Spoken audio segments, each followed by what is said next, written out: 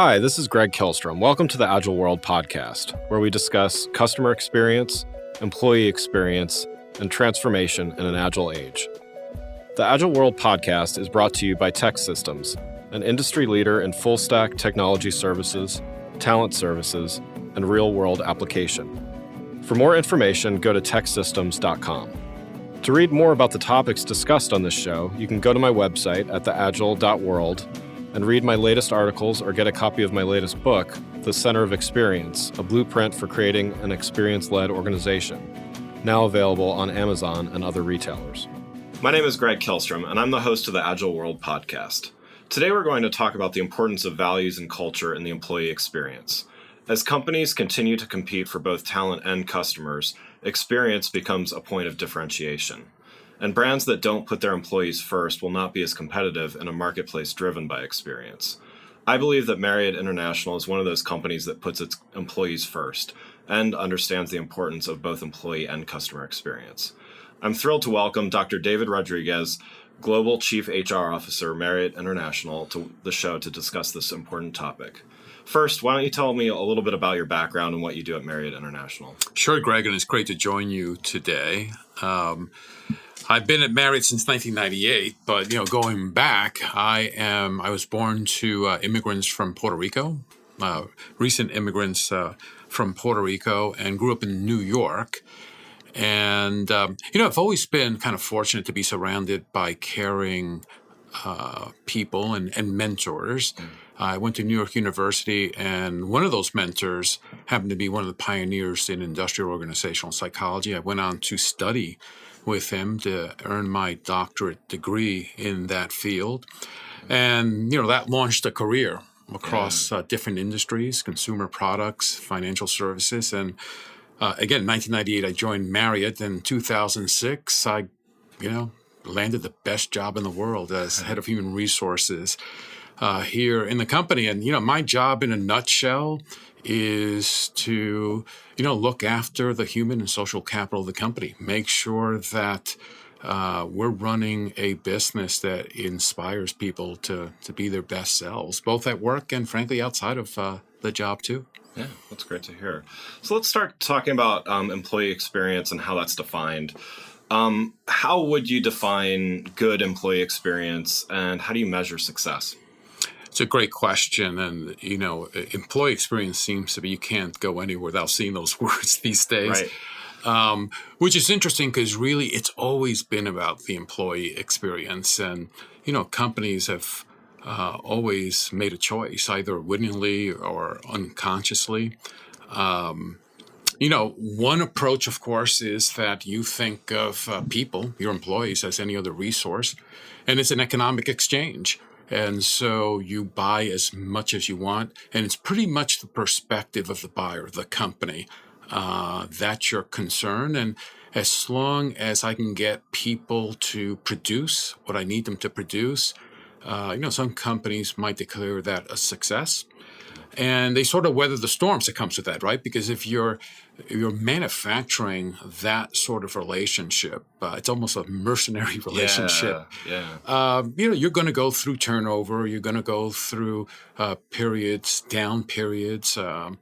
When typically in that sort of framework, when the business hits a downturn, again, they think about people as any other resource, and so they stop investment, which means they either let people go, they stop hiring, they stop investing in training. A lot of companies unwittingly, that's the way they think about the employee experience, and it is, in my mind, almost a sure recipe for limited success, and certainly not sustainable success. The other approach, which I think is getting more and more attention these days, you hear people talking about it, and so I'm thrilled by that. Many people talk about it in the context of the employee experience. And that's a different mindset for a company. That's the notion that you're really cultivating a relationship, a different type of relationship. You are running the company in a way so that people are thinking about the employment experience as a lifestyle choice, something they prefer. Why?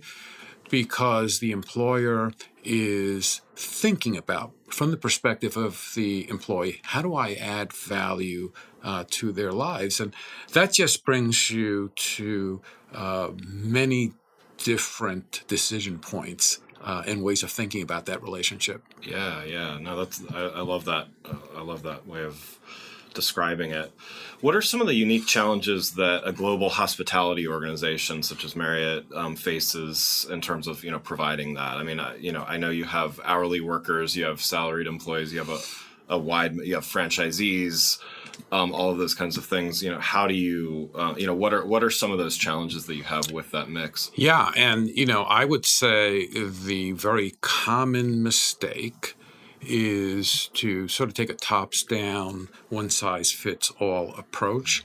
If you think about the typical U.S.-based company, let's say, it could be any country, but U.S.-based company that finds success and turns to different markets around the world, it's almost instinctive to think, well, if it worked here, it'll work everywhere. And so they do take sort of a one-size-fits-all and an exportation of our U.S. mindset to other locales. And then, they're kind of shocked when, doesn't seem to be resonating as well, right? So I think it is so important that, again, you start with, the human being in mind. And our approach at Marriott has always been, what are the things that are universal and timeless across geographies, across cultures, and ensure that we are laser focused on those issues, but then ensure that you're really empowering people at the local level, right, to express those issues, to define what it means to them, what resonates with them. Critical for a globally distributed company to think that way. Yeah, I mean, to me that makes it the challenge there. I think is clearly enough defining what the values are that someone can interpret, right? So that's really interesting how someone in their own locale or culture or something like that could take that and it still feels like Marriott, but it's a little bit different flavor.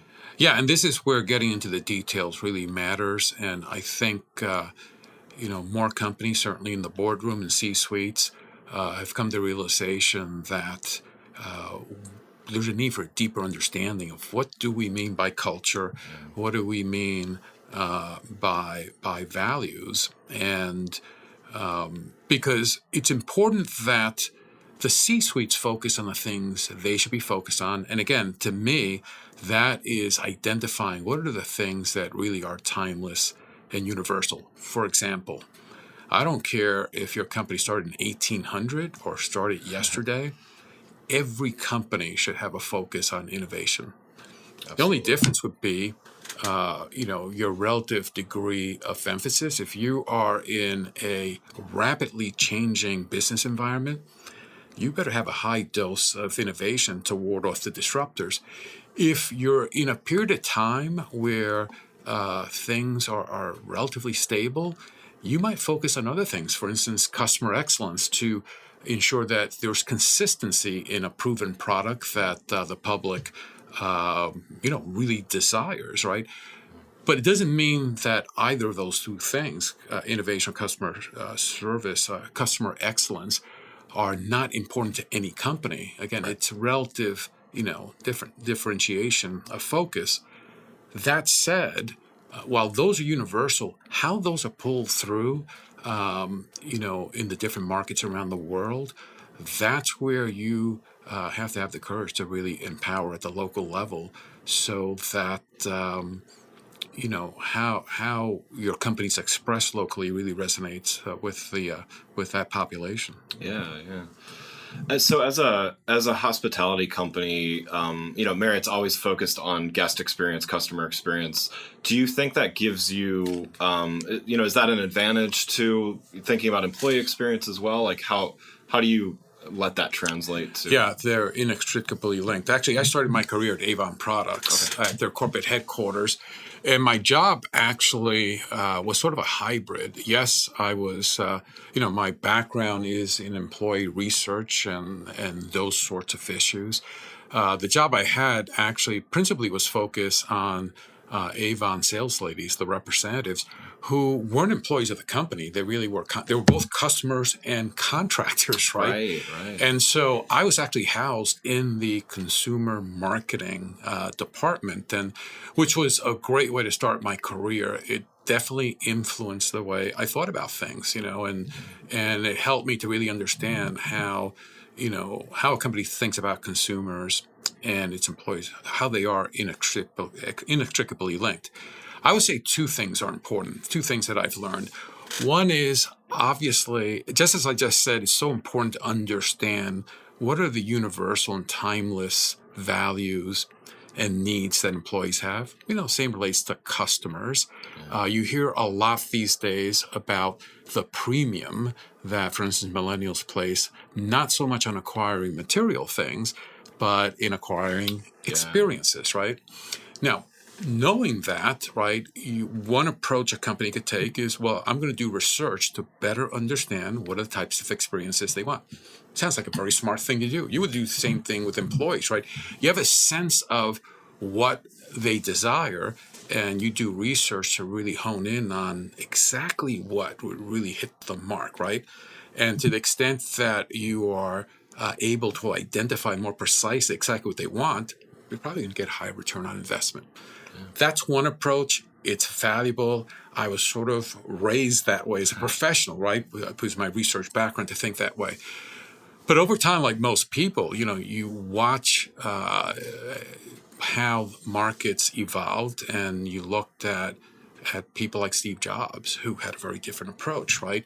He understood their fundamental needs that people may have. They might have a desire for experiences, but he also knew the expression of that need or desire might be a product that the person had never ever imagined, right? And so you think about how we all walk around with this additional appendage, a smartphone, right? Nobody 20, 30 years ago, right, was thinking that they'd be walking around every single moment. But Steve Jobs, right, was able to envision a product that perhaps hadn't yet entered the minds of the public, but they innovated, right? And so I think there are two approaches here. One is you almost directly ask people, what is it that you want, right? How and you follow their calculus to define a product. And then there's another approach which is based in innovation, where you recognize that the customer or the employee isn't always going to know precisely how their need can be met, right? So that's how I think, thinking about customers and employees, how it's inextricably linked, right? Because at the end of the day, you're dealing with people, you're dealing with human beings, and it's all about figuring out, how do you capture their hearts and minds? Yeah. So let's talk a little bit about how values and culture play a role in employee experience. So you recently wrote an article saying it's important for a company of any size to establish a set of core values, and once those are set, the culture will follow. Can you expand on that a little bit and talk about how you enable employees to do this and help create a successful culture?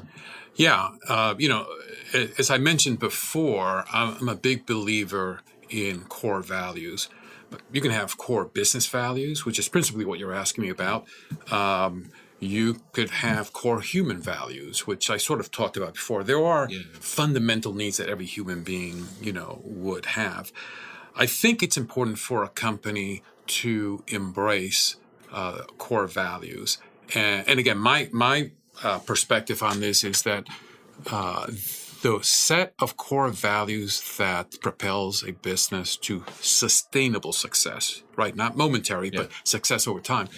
That there really is a set of values, of core values, and there are no differences between companies. The core values that pertain to a successful company, would apply to any industry, any company. The differences between companies reflect a couple of things. One is, and I think this will change, it is changing rapidly, actually. There are companies that sort of say, that's soft stuff. I'm just going to, we're just going to pay attention to our financial numbers and projections and sort of manage the company that way. I think there's an increasing recognition that you need to attend to these other issues. And companies are facing a lot of pressure from investors and other entities, the whole ESG movement, right? Yeah. That it's not just about the financial output of your company. It's a broader set of outputs that you should be providing to, to society. And so I think there's growing recognition that boards and the C-suite have to be more knowledgeable about, what is culture?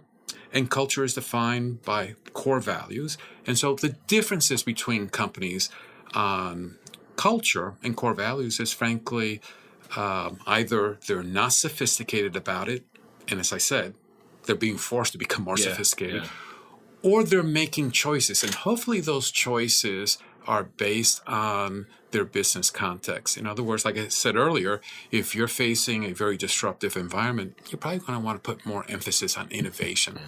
But it doesn't mean that another core value like acting with integrity is not important.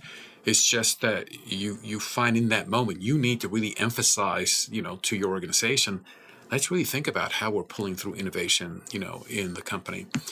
So again, I think there's a set of core values that would pertain to any company, and it would behoove, board of directors and the C-suite to really be thoughtful about, how are those being pulled through in the company. Yeah. That said, and particularly, it doesn't matter if you're based in one company, because if you think about it, in the United States, for Marriott, we have many hotels where you can have 50 or 60 different languages and cultures being represented. Right. There are a lot of points of human difference. Globalization just accentuates that, right? So what's really critical then is, leaders almost have to have the courage to let go a little bit and allow the local businesses and employees to help shape, what does it mean to be innovative, in Indonesia versus, Des Moines, Iowa. Right. Yeah. But that's how you pull it through. And that is a very active practice at Marriott. We are religious in making sure that we continuously espouse what are the fundamental core values of the company? What do we stand for?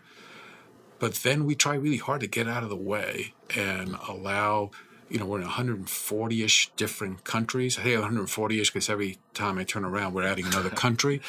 But, letting the local environments find a way to get people fired up about, we have 5 core values that we really emphasize.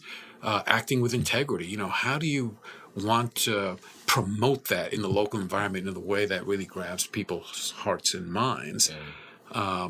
A core value around putting people first in every business decision. And again, in the local environments, really having people be thoughtful about how do we best express that, what would resonate, not just with our employees, but, in the community and, with the public at large. Yeah. So then how is success measured then with culture? I mean, is there a quantitative, how are you determining that you're moving the needle? That's a great question. If you'd asked me if we were around 200 years ago, you'd probably have more difficulty recording this. You'd probably be writing it. But, we would also be limited by our ability to measure as well, right? And so I've always said that leaders have to be careful because not everything that's important in our environment lends itself easily to measurement, right? And many companies, you think about some of the companies that have had great debacles, it's partly because, well, it's soft stuff. We really can't measure it. Let's not pay attention to it. More often than not, when you see companies crumble, it was the soft stuff. Yeah. It wasn't understanding your customers. It wasn't, understanding, your employees. We do measure the culture of the company in a couple of ways. The output of a great employee experience, right? And really, when you talk about culture, you immediately get to what are people experiencing, in the company day in, day out.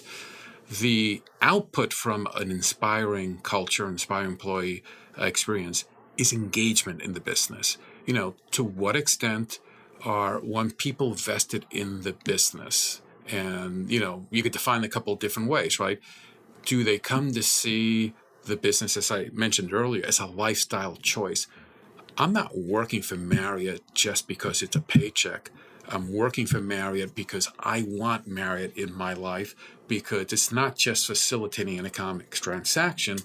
It's helping me to grow as a human being. It is providing me a community of relationships that add value to my life. It's providing me a channel to experience purpose in my life, right, through community service work and so forth. So you want people to feel engaged in the business because, it's adding value to their lives. And when our internal research shows that the more that people are engaged in the business, it shows up in how our customers feel about our hotels. Customers sense that. They sense that the hotel is more than just a business to our employees. It's almost like a home, right? And they see the customer as guests coming into their home. So employee engagement for us is a principal measurement of the health of our culture and therefore the health of our business.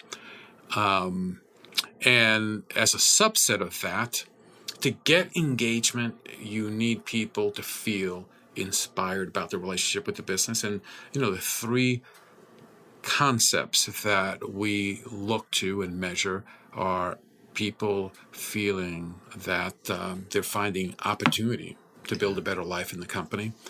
Are they experiencing community, relationships that is adding value to them, and frankly, that they can add value to, right? And lastly, as I mentioned, this notion of purpose, and particularly, I was going to say later in life, but you find that millennials and actually the emerging Gen Z population, they put a lot of emphasis actually on their connectedness to the rest of the world, and how do they fit in, and are the footsteps that they're leaving behind, are they footsteps that they can be proud of, and is there a sort of a personal legacy that they can be proud about? Yeah, a lot of that stuff it's more intrinsic motivation versus extrinsic, right? So, we talk about that a lot. As far as, obviously everyone needs a salary. They need to feel comfortable, and bonuses and things like that work well. But, you mentioned intrinsic motivators like purpose and values and things like that. That is becoming, I agree with you. It's always been important, but it seems like it's becoming increasingly important with younger generations, as well as really just when there's more competition for jobs, right? No, it's a great point. You see these days more and more research about the trade-offs that millennials will make against pay versus other things that are important to them. And so, I think there's a very clear-cut recipe there for companies. And you just mentioned, you've got to get the basics right? The things that are more extrinsic. At the end of the day, people do need to feed themselves and their families. They want to work in safe and clean working conditions. If, as an employer, you're focused just on those bare minimums, you might be able to sort of get by for a while, particularly if you use incentives to really, push extrinsic motivation and focus it for a time.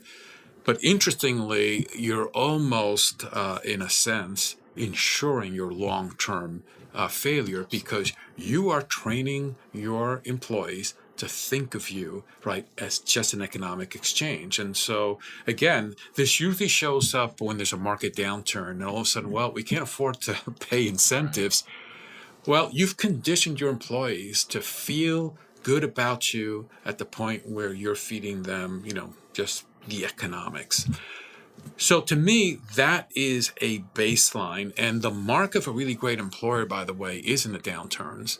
At Marriott, I remember walking into the boardroom here around 2008 and, during the Great Recession, as they called it, and business volume was down, across industries. And a lot of hourly employees in the United States were losing their healthcare insurance because they were working fewer hours and were no longer qualifying.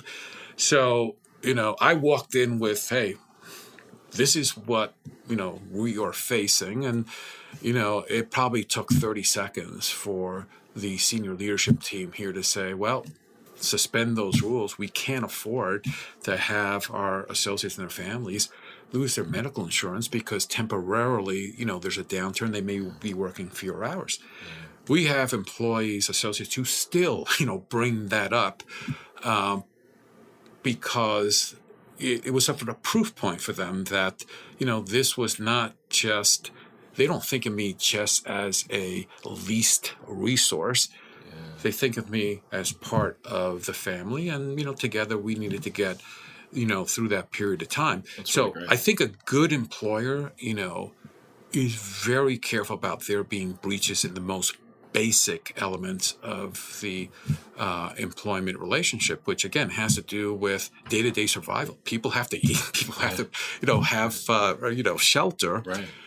But if you're going to be a world-class employer, right, you ensure that that the basics are always in place. And now you're thinking about, how do I add value to people's lives? And, there are many different theories of human well-being out there. We looked at it, we distilled it down to what we thought could be digestible and captured the idea. And again, it got to opportunity, community, and purpose. Interestingly, another large employer, I'm not going to mention their name, globally distributed, did a study in 2017, I believe, sort of asking the question, what do employees really want?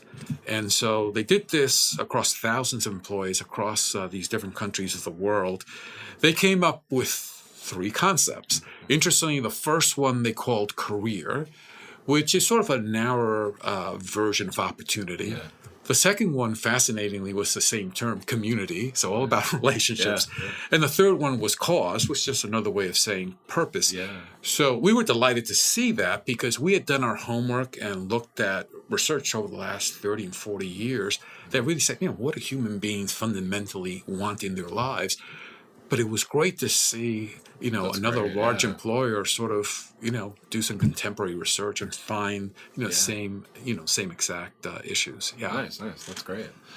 So let's switch gears a little bit and talk about the role of technology and employee experience.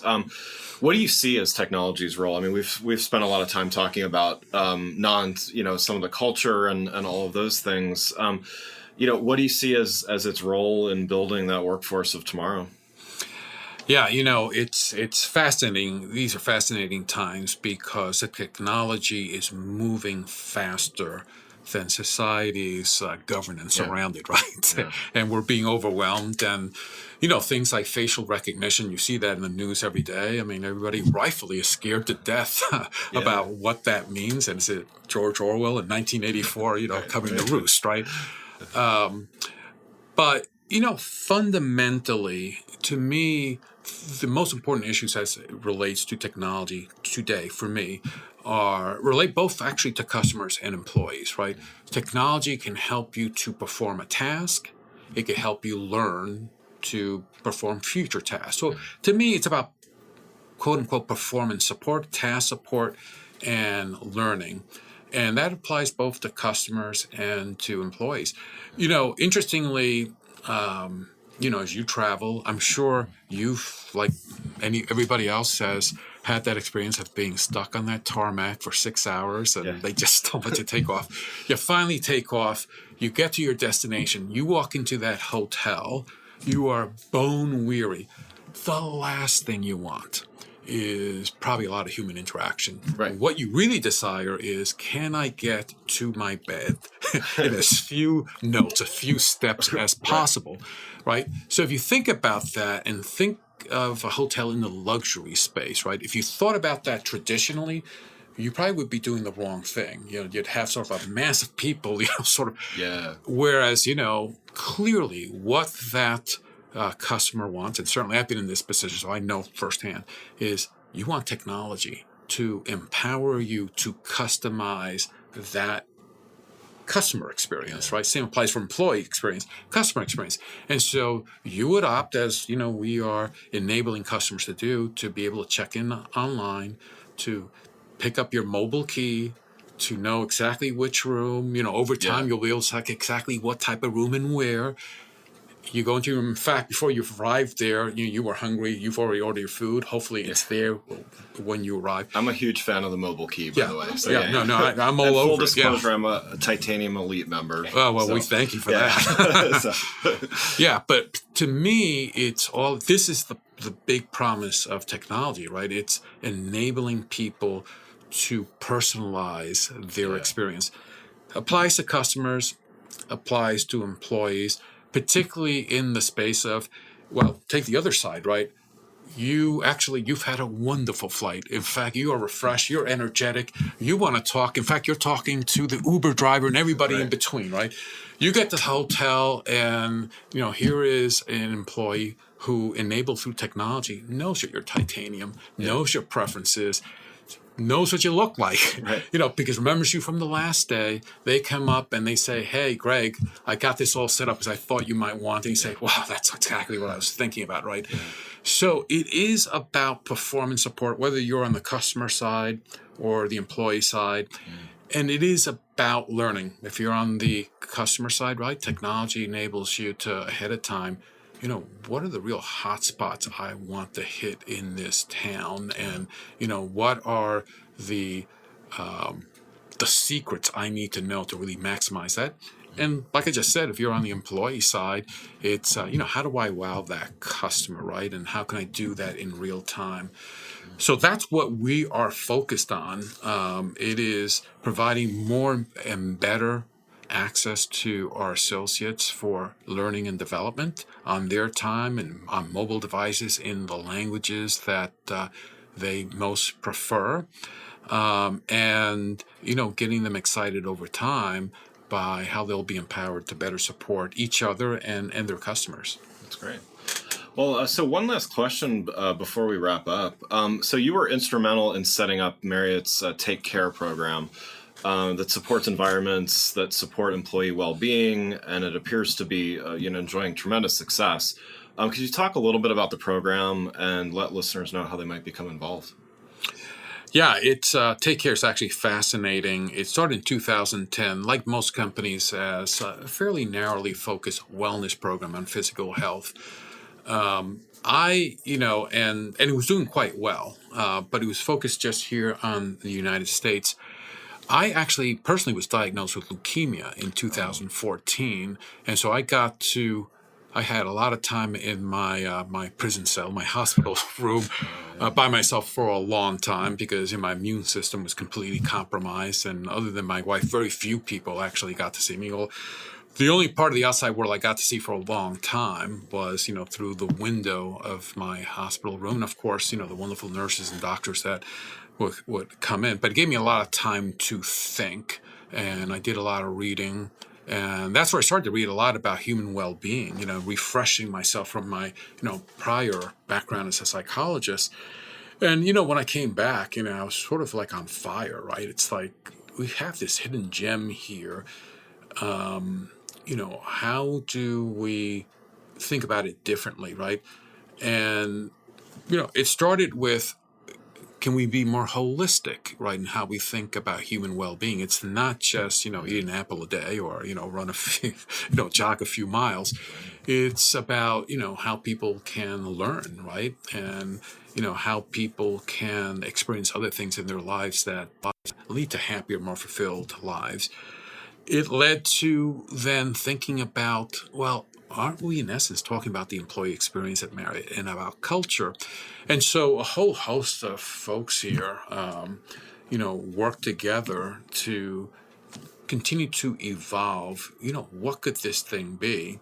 And as we introduced it, an interesting thing happened, and this was our biggest learning, I think. Certainly the typical corporate mentality is you build a program and you have different features and you're rolling it out. Well, we rolled out the concept of holistic, well-being, and yes, some support programs, but we started to find that around the world, our own associates were grabbing it and taking it in different directions. And we finally realized we have a cultural movement on our hands. Yeah, that's great. And so that's what it's become at Marriott. It's more of a cultural movement. It's the principal way that our associates express the core values of the company, how they help us to ensure that our employee experience is in fact driving their access to opportunity, community, and purpose. In fact, we have over 15,000 associates, everything from senior leaders to housekeepers to you name it, who volunteer to be volunteer what we call take care champions in the company. And so, yeah, they lead, at the local level. And today, if in 2010 when we started, it was almost 100%, corporate-driven programs and tactics, I would say today it's probably 70% local initiatives that bubble up. And then we do things, at corporate, because we can look across the world, right, and say, well, what are common things?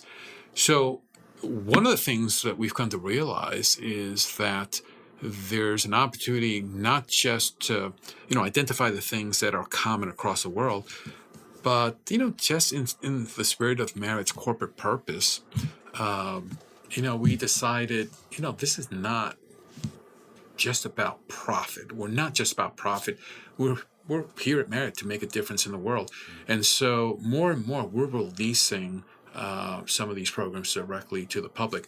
One of them, which went off to great fanfare, a couple of things last year, which we are taking to the next level this year. One is Take Care certification, which means that there's a online site where a company can go and they will find our diagnostic and basically self-assess themselves. Oh, nice. There are different levels, everything up to platinum. I don't think we may even have titanium. I forget which metal we're up to. I'm going for that one.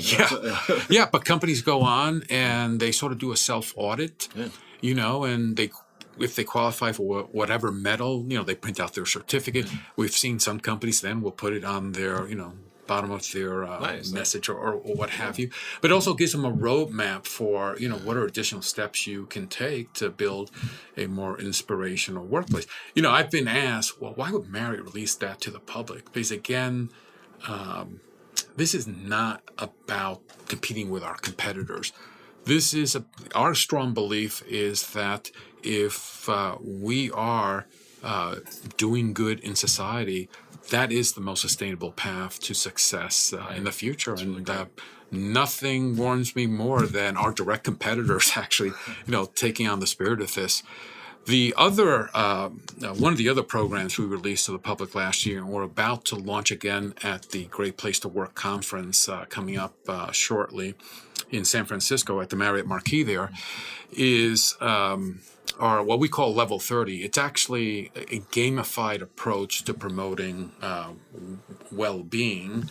And so, it's an app and people download it. We had more than 125,000 people, not just employees, but the public, downloaded and, our first sort of beta version. And so we have, Generation 2 coming out in a couple of weeks. And, we'll be sending them certainly to titanium customers like you. And so it's a competition. And, we've built in a feature where, Marriott will be making donations to charities based on participation that people have. And we also plan to award rewards points. There'll be a raffle for, people who really get into the app and do a lot of stuff with it. So it'll be a lot of fun. Nice.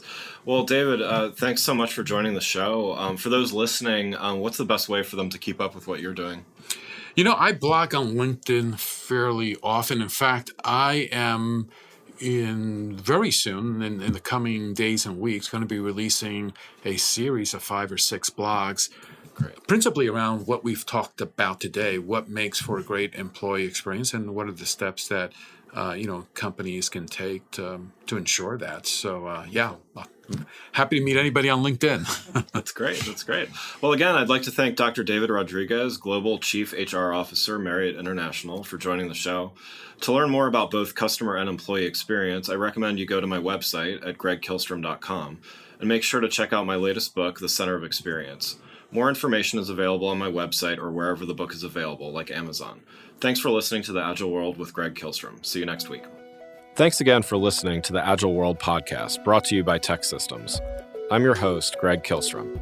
You can learn more and get a copy of my latest book, The Center of Experience, from my website at theagile.world or on Amazon or other retailers.